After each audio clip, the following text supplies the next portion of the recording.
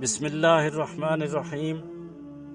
نبی اکرم صلی اللہ علیہ وسلم نے فرمایا، اللہ تعالیٰ اس شخص کو تر و تازہ رکھے جو میری حدیث سنے اور پھر اسے یاد رکھ کر اسے دوسروں تک پہنچائے۔ جامع ترمذی حدیث نمبر 2656۔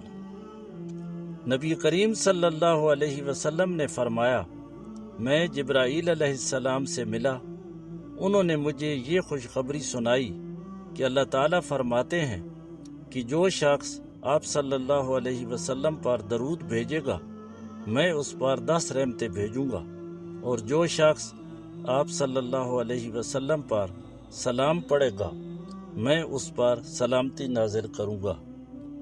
تو میں نے یہ سن کر سجدہ شکر ادا کیا۔ مستدرک حاکم حدیث نمبر 2019۔ نبی اکرم صلی اللہ علیہ وسلم نے فرمایا، سفید کپڑے پہنو کیونکہ یہ پاکیزہ اور عمدہ لباس ہیں، اور انہی سفید کپڑوں کا اپنے مردوں کو کفن دو۔ جامع ترمذی حدیث نمبر 2810۔ نبی اکرم صلی اللہ علیہ وسلم نے فرمایا، جس سے علم دین کی کوئی ایسی بات پوچھی جائے جسے وہ جانتا ہو پھر اسے چھپائے تو قیامت کے دن اسے آگ کی لگام پہنائی جائے گی۔ سنن ترمذی حدیث نمبر 2649۔ حضرت انس بن مالک رضی اللہ تعالی عنہ سے روایت ہے کہ جب نبی اکرم صلی اللہ علیہ وسلم ابو بکر، عمر اور عثمان رضی اللہ تعالی عنہ کو ساتھ لے کر اود پہاڑ پر چڑھے تو اود کانپ اٹھا۔ آپ صلی اللہ علیہ وسلم نے فرمایا، اود قرار پکڑ کہ تجھ پر ایک نبی، ایک صدیق اور 2 شہید ہیں۔ صحیح بخاری حدیث نمبر 3675۔ نبی کریم صلی اللہ علیہ وسلم نے فرمایا، دنیا میں باریک کپڑے پہننے والیاں آخرت میں ننگی ہوں گی۔ صحیح بخاری حدیث نمبر 7069۔ حضرت عبداللہ بن عمر رضی اللہ تعالی عنہ سے روایت ہے کہ نبی کریم صلی اللہ علیہ وسلم نے فرمایا، سفیدی مومن کا نور ہے۔ حالت اسلام میں جس شخص کے بھی سفید بال آتے ہیں اسے ہر بال کے بدلے ایک نیکی ملتی ہے اور ایک درجہ بلند ہوتا ہے۔ السلسلۃ الصحیحہ حدیث نمبر 3035۔ حضرت علی رضی اللہ تعالی عنہ بیان کرتے ہیں کہ حضور اقدس صلی اللہ علیہ وسلم جب تشریف لے چلتے تو کچھ جھک کر چلتے، گویا کہ بلندی سے اتر رہے ہیں۔ شمائل ترمذی حدیث نمبر 118۔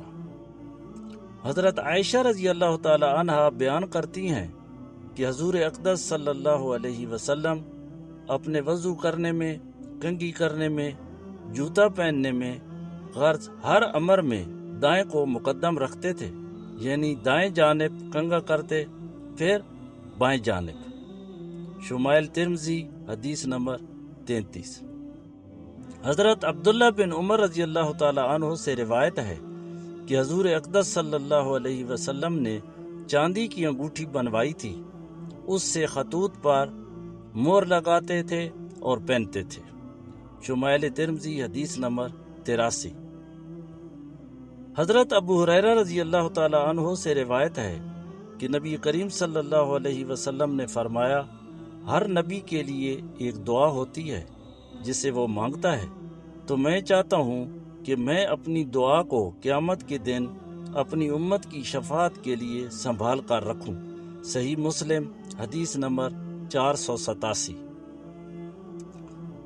حضرت ابو سعید خدری رضی اللہ تعالی عنہ سے روایت ہے کہ رسول اکرم صلی اللہ علیہ وسلم نے فرمایا، میں اولاد آدم کا سردار ہوں اور یہ میں فخریہ نہیں کہتا۔ قیامت کے دن زمین سب سے پہلے میرے لیے پھٹے گی اور میں یہ فخریہ نہیں کہتا، میں پہلا شفاعت کرنے والا ہوں اور سب سے پہلے میری شفاعت قبول ہوگی، اور میں یہ فخریہ نہیں کہتا۔ حمد کا جھنڈا قیامت کے دن میرے ہاتھ میں ہوگا اور میں یہ فخریہ نہیں کہتا۔